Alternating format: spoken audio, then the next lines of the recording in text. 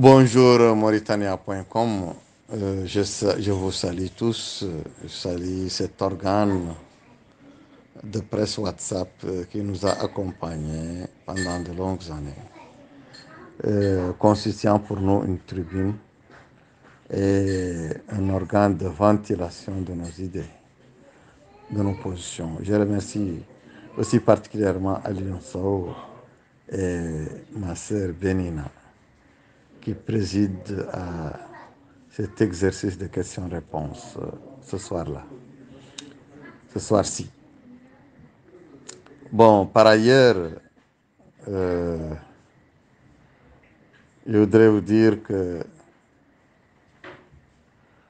après mes remerciements à tous les gens de l'Irak, militantes, militants, sympathisants, sympathisantes, en Mauritanie et ailleurs dans le monde, je voudrais vraiment leur rendre hommage pour leur abnégation, leur engagement, leur rapport indéfectible à ce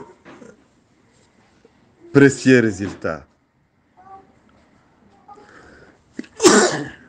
Alhamdulillah, pardon.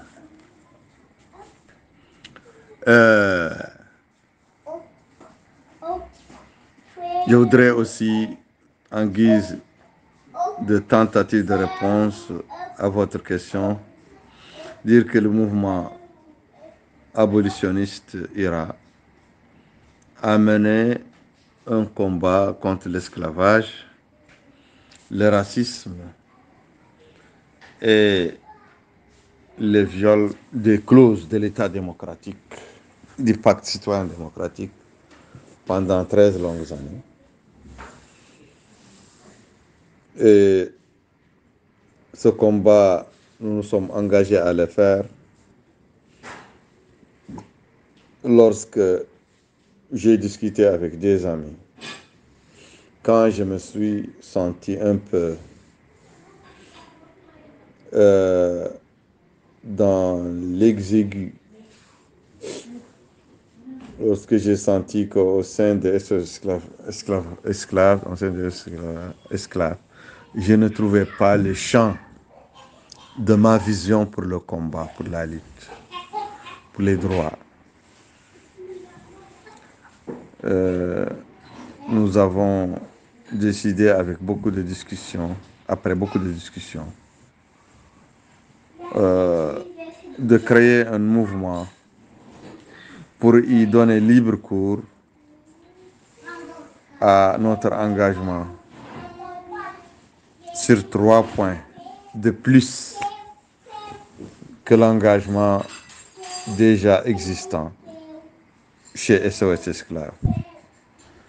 Premièrement, nous avons voulu imprimer un cachet populaire, un caractère de mouvement civique à l'ONG qu'on va créer après notre sortie de SOS Esclaves, l'ONG IRA Mauritanie. SOS Esclaves qui est restée une organisation de droits de l'homme bien responsable, bien utile, bien conforme à ses objectifs, à son engagement, mais elle est toujours restée une petite organisation qui ne peut pas soulever des foules, qui ne peut pas lever les foules, qui ne peut pas créer ce entrechoc que nous voulons administrer à la société mauritanienne qui est, à l'époque, en 2008, une société encore largement couchée de tout son corps, de tout son poids, sur les faibles, les esclaves, les opprimés. C'est pourquoi on a dit qu'il nous faut une organisation des droits de l'homme qui peut mobiliser des foules et des foules importantes, qui peut aussi les éveiller, les conscientiser et élever le degré de leur engagement au plus haut degré de sacrifice. Il fallait aussi, pour nous, croiser le fer avec les détenteurs du pouvoir dans la société féodale rétrograde, notre société, dans tous les compartiments de notre société, dans tous les compartiments ethniques de notre société, il y a le leadership du clergé, le leadership des religieux qui sont eux-mêmes qui sont les vrais détenteurs du pouvoir dans la société. Et ce sont eux qui continuent à administrer la société par les anachronismes de l'esclavage à travers la légitimation religieuse et islamique. En troisième point, on a dit aussi qu'il faut une véritable offensive sur le plan international pour internationaliser la question des droits de l'homme en Mauritanie. Et on a dit qu'il nous faut mobiliser la communauté internationale et la fixer sur la Mauritanie. Bon, ce soldat de l'extérieur, les organisations internationales des droits de l'homme, la communauté internationale, des députés, des parlements, des pays du monde libre, braqués sur la Mauritanie, qui soutiennent les abolitionnistes, qui soutiennent les défenseurs des droits de l'homme, qui soutiennent les victimes des droits de l'homme. Ça, c'était notre option.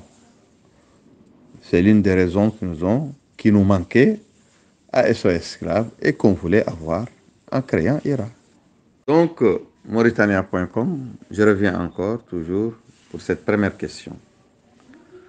En cette nuit du 5 janvier 2022,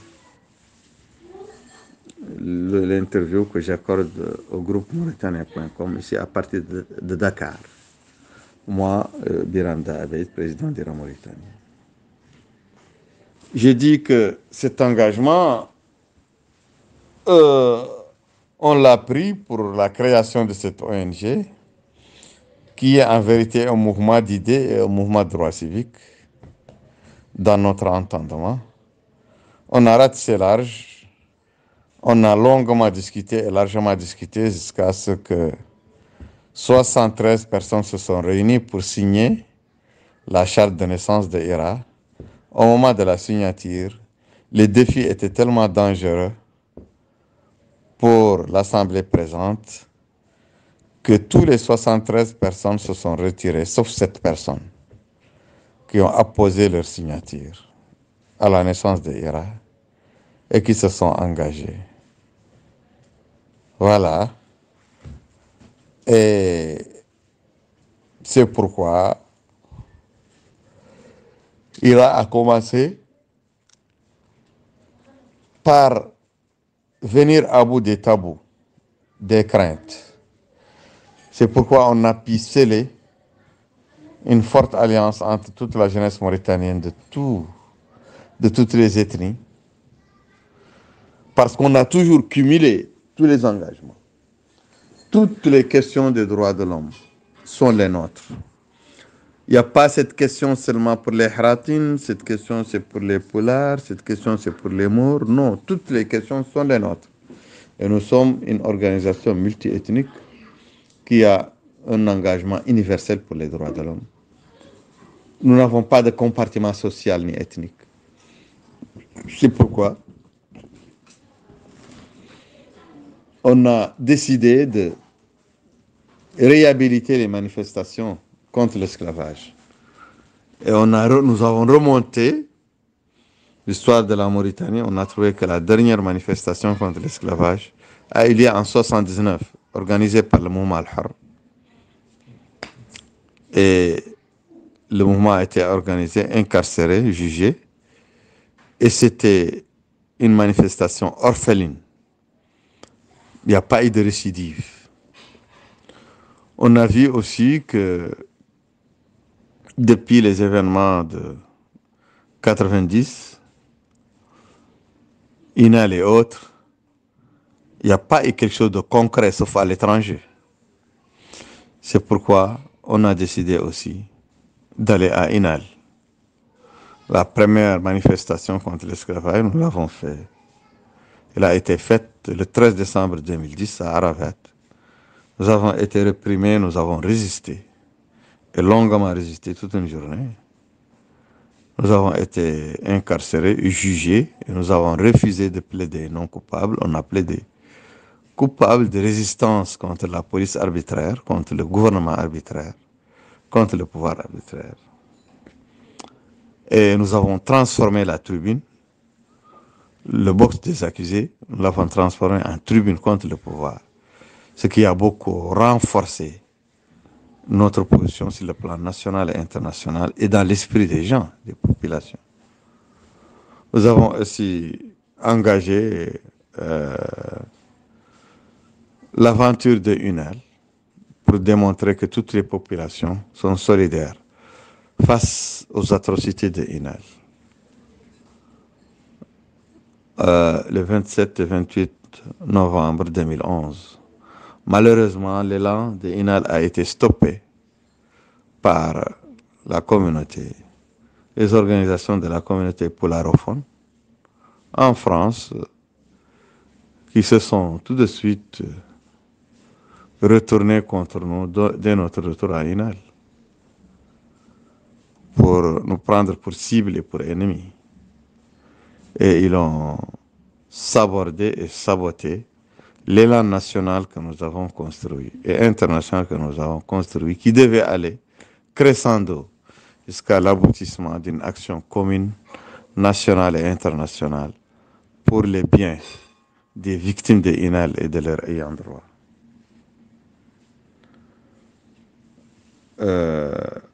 Voilà, et depuis, les confrontations se sont succédées avec tous les compartiments de la société, qui était une société encore bien ancrée dans ses anachronismes, dans ses injustices. Voilà, et il y a eu l'incinération des livres, et il y a eu des confrontations et des confrontations. Il y a eu des échanges très, très durs, passionnés, de manière viscérale entre nous et les représentants du gouvernement. Un peu partout dans les forums internationaux, un peu partout dans les tribunaux, un peu partout. Voilà, jusqu'à ce que moi-même j'ai intégré le Parlement. Et vous savez, la suite, en tout cas, le pouvoir de la décennie, malgré tout ce qu'il a fait contre nous, l'achat des consciences, l'achat des amis, l'achat des responsables de l'IRA, et aussi le soutien qui leur a été fait par le pouvoir, qui les octroie des organisations et des partis, de l'argent, qui leur donne des tribunes, des médias. Malgré tout ça, le mouvement est resté de plus en plus fort et le mouvement n'a pas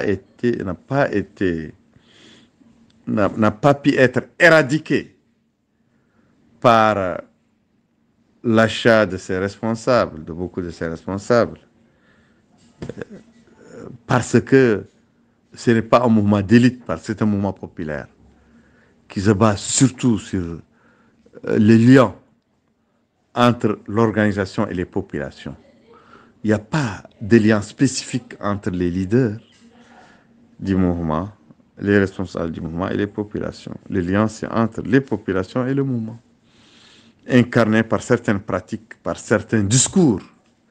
C'est pourquoi toutes les tentatives de diabolisation, de dénigrement, n'ont pas atteint l'image du mouvement, ni l'image des responsables qui sont restés fidèles au mouvement, jusqu'à ce que le président Mohamed El Abdelaziz, qui a le plus investi dans les tentatives souterraines et frontales pour éradiquer le mouvement, jusqu'à ce qu'il est parti alors que le mouvement est à son apogée, alors que le mouvement tenait la dragée haute aux candidats du pouvoir aux élections présidentielles de 2019. Bonjour encore Mauritania.com.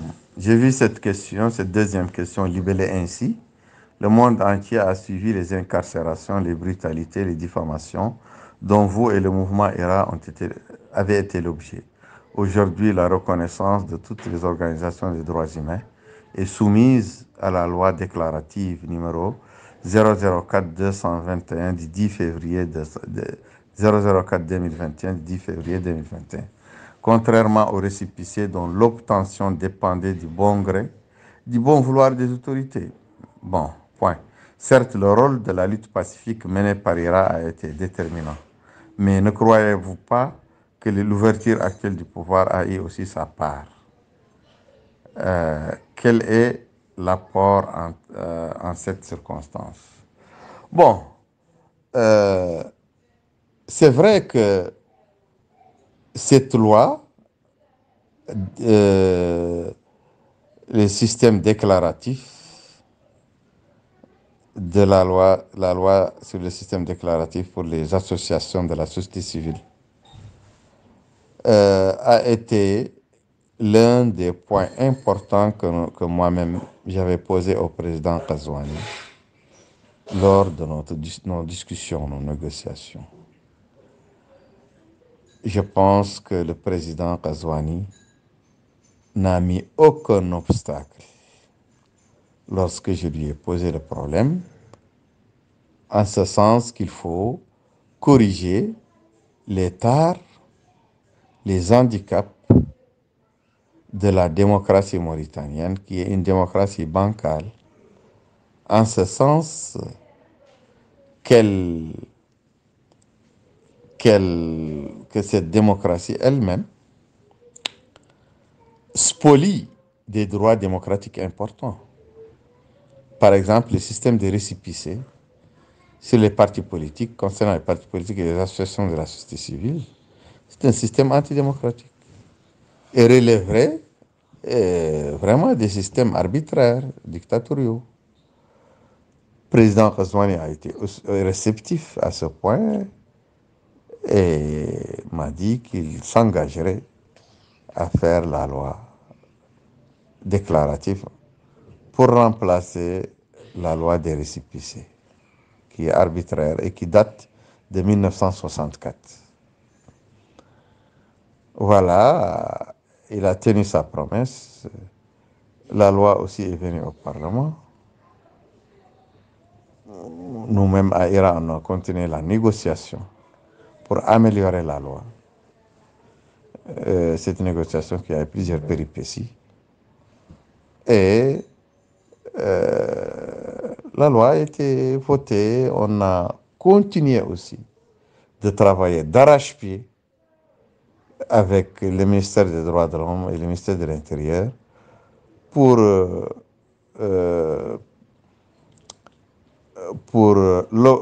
parfaire et rendre la loi prête à son application à travers les arrêtés. On a pu obtenir les arrêtés.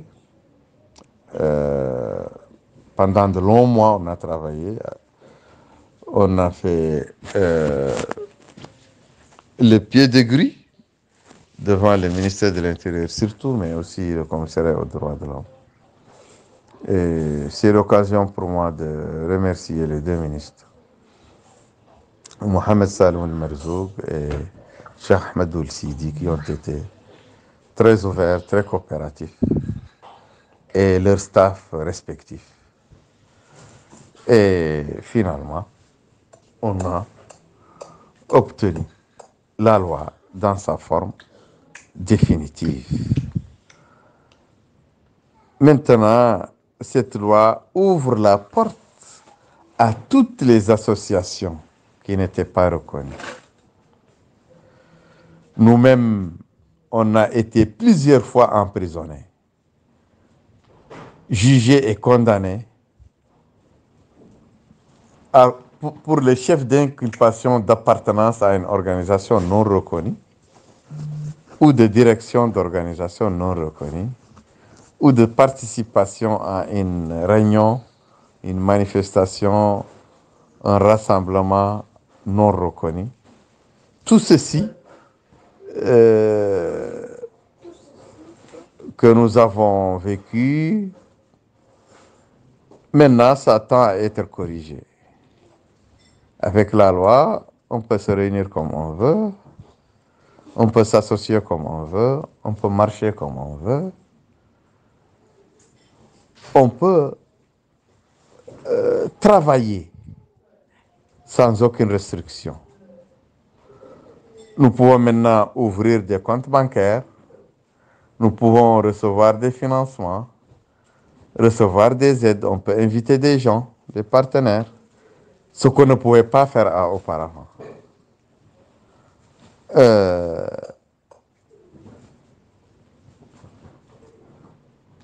C'est l'occasion maintenant pour toutes les organisations, Conscience et Résistance, Touche pas à ma nationalité, les organisations des veuves, des orphelins, des rescapés, toutes les organisations maintenant peuvent s'inscrire tout simplement à travers une application et obtenir le papier nécessaire, remplir les cases nécessaires et travailler sans passer par une demande adressée à aucun fonctionnaire, à aucun directeur, à aucun ministre. Et je pense que, comme je l'ai dit l'autre jour pendant la cérémonie, que c'est la loi la plus importante pour la démocratie que la Mauritanie a obtenue depuis 1978 jusqu'à nos jours. Mais si la même loi advient pour sanctionner aussi notre demande pour la libéralisation de l'espace politique, donc pour la réhabilitation des partis politiques non reconnus, ce sera encore le deuxième temps et ce sera l'apogée de la démocratie mauritanienne. Voilà